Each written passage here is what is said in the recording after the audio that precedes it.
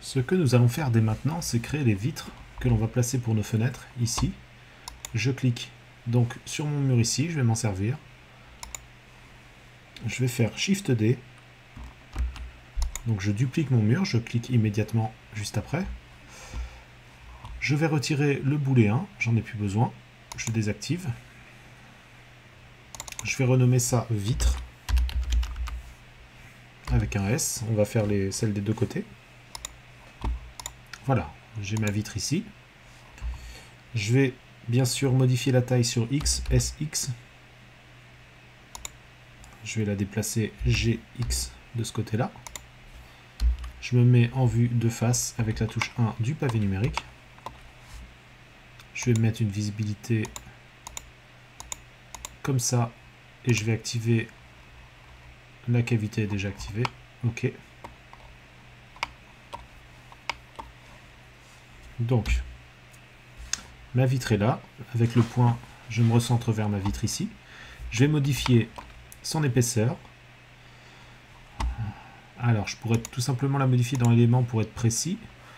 Donc là, on est sur une vitre de 40 cm.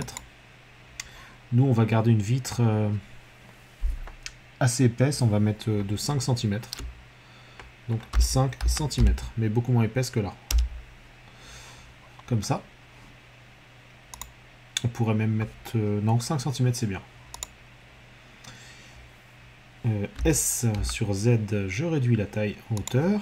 Je me mets en vue de face. G. S sur X. Je la fais rentrer un petit peu dans le mur, pas trop. SX, comme ça. S sur Z. G. GZ. Comme ça. Et un petit peu dans le mur, je la fais dépasser un petit peu dans les deux côtés. S sur Z. Voilà, c'est parfait. Je déplace un peu ma vitre, histoire d'avoir un petit rebord de chaque côté. Ici, voilà, je la mets à peu près au milieu. Voilà, comme ça. Maintenant, je vais mettre une visualisation avec, ici, la visibilité. Alors, je vais rester un petit peu comme... Je me remets ici, la visualisation solide.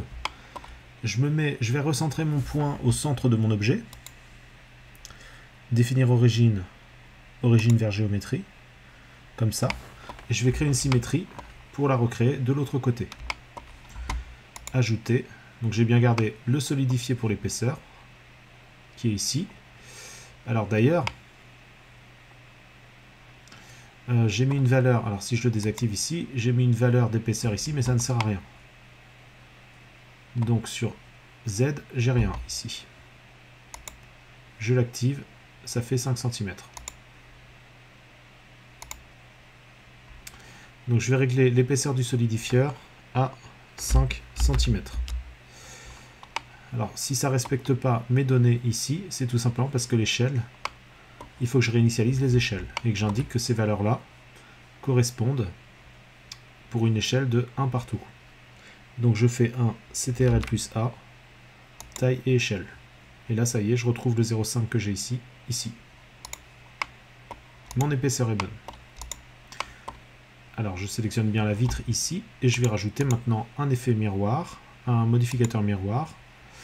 Je vais chercher un objet qui va me servir de centre de miroir. Le centre de l'objet va me servir de miroir. Le truc, c'est qu'il faut que ce soit quelque chose qui ne va pas se déplacer, donc je ne vais pas déplacer le centre. Alors le sol, c'est possible que je déplace le centre si j'agrandis le sol, etc. Par contre, ici, ce petit objet ici, je ne vais pas le déplacer. Et c'est bien au centre. Moi, je vais faire la symétrie par rapport à son centre. Donc là, je suis bien au centre entre les deux vitres ici. Donc c'est parfait. Donc je clique sur ma vitre. Et l'objet de symétrie, je vais prendre cette partie-là. Hop. Et donc la vitre se reproduit juste de l'autre côté. Maintenant, pour les matériaux de la vitre, ici, alors je resélectionne la vitre, voilà, comme ça. Je vais aller chercher dans les matériaux ici. Alors bien sûr, par défaut, j'ai le matériau de mur. Alors je vais passer en vue ici, plus proche du rendu, pour pouvoir voir vraiment ce qui se passe. Je vais optimiser les choses pour un rendu sur Eevee. Donc je vais faire quelques petites modifications. Donc je vais prendre un BSDF de vert, ici. Hop, directement j'ai une texture de vert. Mais quand on est dans Eevee, le moteur de rendu temps réel comme ça, on n'a pas la transparence que l'on voit directement ici. Pour l'avoir, la transparence, il suffit simplement que j'aille dans mes options ici. J'active le Screen Space Reflection, donc il est déjà activé. Je déplie ici. J'active aussi la réfraction. Donc ça ne change toujours rien, en tout cas on ne le voit pas comme ça. Je vais aller ici dans mes réglages de shading, tout en ayant toujours la vitre de sélectionner. Shading. Comme ça, je replace ma vue ici, parce que les réglages sont indépendants dans chaque interface ici. Donc je retourne dans la vue rendue ici, et là je me retrouve avec ma texture.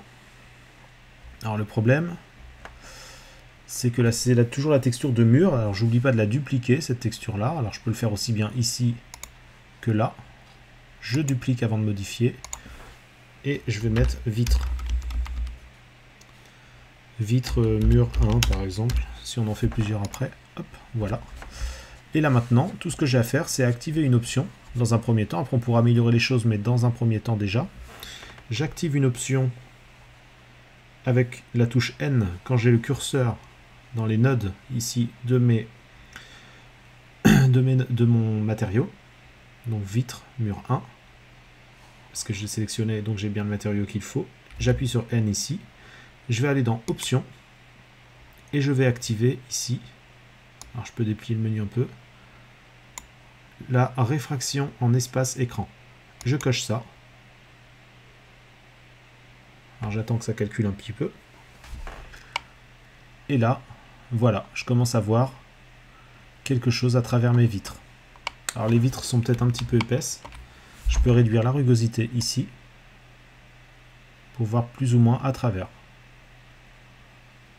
Alors, je vais la mettre au minimum pour que ce soit une vitre bien transparente. Je vais peut-être en mettre un tout petit peu. Voilà, comme ça. Et donc voilà, bon, je vais la réduire complètement. Voilà. Et donc maintenant, j'ai bien mes vitres correctes ici. Je peux revenir maintenant dans ma vue courante ici, dans mon interface courante, on va dire. Et les vitres ici. Les vitres se retrouvent ici, donc c'est parfait. Voilà. Je vais peut-être les rendre un peu moins épaisses. Hop, je vais les mettre de 3 cm. Ici, 3 cm. Voilà, bon là ça change pas grand chose, mais bon pour l'instant on va les laisser comme ça. Et on les modifiera par la suite. Et donc justement, pour la suite, je vous retrouve alors dans la prochaine vidéo. Voilà. Avant de passer à la prochaine vidéo, je vais voir quand même quelque chose. C'est peut-être de ranger un petit peu mes éléments. Donc là, j'ai mes éléments rangés de cette façon-là. Ici, objet, lumière, etc. Je ne sais pas si vous les avez rangés comme ça, mais vous pouvez vous en inspirer. En tout cas, moi, je vais créer des nouvelles collections. Donc dans objet ici, je vais créer une nouvelle collection. Donc je me clique bien sur objet ici, qui va prendre en compte tout ce qui concerne la première pièce que j'ai faite. Enfin, tout ce qui concerne ce premier mur, voilà, on va dire. Donc je prends le mur ici, CTRL enfoncé, Shift enfoncé, pardon, je sélectionne ici aussi les vitres. Alors tout ce qui est porte, j'ai déjà une collection.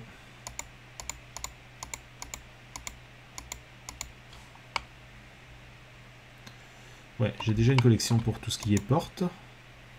Je pourrais rajouter le cadre de porte. Non, ça va être dans les parties du mur. Donc je vais en fait sélectionner toutes les parties du mur. Je recommence. Donc là, le cadre de porte. Avec mage enfoncé, je prends ma lumière ici. Mon interrupteur ici avec les 4 boutons. 4 boutons qui sont un seul bouton avec du miroir. Le mur en question ici. Les éléments ici, comme ça. Et peut-être les tuyaux. Comme ça. Donc j'ai tous ces éléments-là. Et dans tous ces éléments-là, je vais mettre tout simplement, je vais cliquer sur le bouton droit, je vais mettre déplacer vers une collection.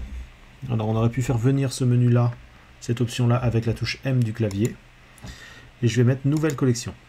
Et je vais mettre tout simplement mur 1. Je vais rajouter comme petite indication porte coulissante. Voilà, par exemple. Et donc maintenant, j'ai le mur 1 avec les portes coulissantes ici. Et donc la porte ici, coulissante. Je vais mettre porte coulissante, tout simplement. Porte coulissante. Mur 1, par exemple.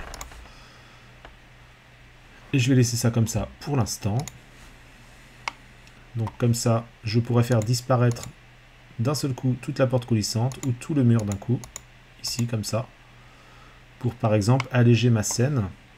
Si jamais j'ai tout l'immeuble et je suis de l'extérieur, je fais disparaître, par exemple, le mur juste comme ça. Et ça apparaîtra toujours au rendu, hein, si j'ai toute une animation qui le montre.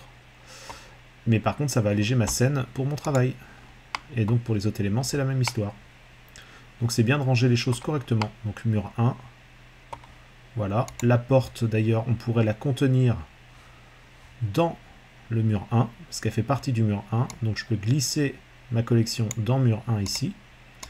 Là, je me rends compte, en fait, on m'indique qu'il y a 13 objets dans ma collection et une autre collection. Je déplie, je retrouve ma porte coulissante ici et les autres éléments de mon mur en question. Alors là, je pourrais renommer certaines choses. Donc plan ici. Donc je pourrais mettre support interrupteur, par exemple. Ici, éléments de mur. Les cylindres ici, c'est des tuyaux.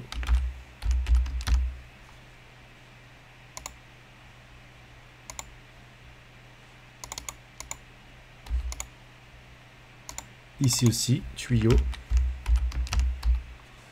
Je peux regrouper mes deux éléments, donc tuyau, et l'autre tuyau, tuyau, je vais mettre gros, et l'autre fin.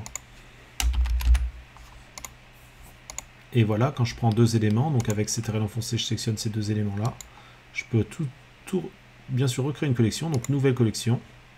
Alors là, si je crée la nouvelle collection ici, ça ne me les met pas automatiquement dans la collection, mais c'est pas grave. Tuyau.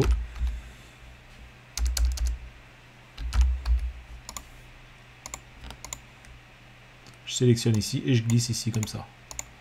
Voilà, comme ça je peux replier et je pourrais les faire disparaître plus facilement si j'ai besoin. Comme ça. Et donc là je suis pas mal. Alors les tuyaux, est-ce que je me rends compte vraiment? Ici, ce que je peux faire, c'est tout en gardant tous les éléments affichés ici, je peux toujours réduire la qualité de ces tuyaux-là pour la vue courante, vu que ça ne gênera pas. Donc, viewport est rendu. Rendu, je laisse à 2, mais le viewport, je peux toujours réduire à 1, voire 2 comme ça, mais bon, je vais le mettre juste à 1 pour pas que ça choque. Et les tuyaux gros, dans le viewport, je mets à 1. Et ça, comme ça reprendra la deuxième subdivision, mais uniquement pour le rendu. Alors, je commence déjà par optimiser juste cette partie-là, tout simplement, parce que c'est la partie vraiment dont on se rendra le moins compte. Hein. Quand on est comme ça, on ne se rend pas compte si les tuyaux sont détaillés ou pas. Même quand on se rapproche, franchement, ça reste extrêmement correct. On pourrait limite mettre ça pour le rendu, mais bon, ce serait pas forcément utile. On gagnerait pas beaucoup de temps de rendu. Mais voilà. Donc déjà, on a optimisé les tuyaux. Les portes... On pourrait optimiser aussi, par exemple, pour cette porte-là, au niveau du biseau, on pourrait retirer le biseau, mais là ça choque vraiment, on voit vraiment la différence. Si je retire le côté solidifié aussi, mais on pourrait tout simplement le désactiver pour le laisser que au rendu aussi, mais ça on verra après pour l'optimisation. Donc voilà, au niveau de mes boutons, point ici comme ça, voilà, je pourrais aussi, alors le biseau on va vraiment pas le voir, donc je peux le laisser pour le rendu, mais je peux le désactiver au moins ici pour la vue courante, on ne va pas s'en rendre compte. Le solidifieur, je vais le laisser quand même pour l'instant. Et le miroir aussi, parce que là, on n'aura pas du tout le même effet dans la vue. Voilà, donc petite optimisation ici, juste pour le biseau, parce que c'est quelque chose qui ne va pas du tout nous choquer, comme ça, dans la vue courante. Ici aussi, je pourrais le retirer. Hop, comme ça. Et là, déjà, je gagne beaucoup de polygones pour l'affichage d'un rien comme ça, hein, parce qu'un biseau, un biseau avec plusieurs segments, ça peut vraiment créer beaucoup de polygones supplémentaires. Donc d'un petit effet comme ça, d'un tout petit réglage comme ça, je ne vais pas me rendre compte de la différence ici, mais j'allège déjà beaucoup ma vue que j'ai ici. Donc maintenant, je vous retrouve dans la prochaine vidéo. À bientôt.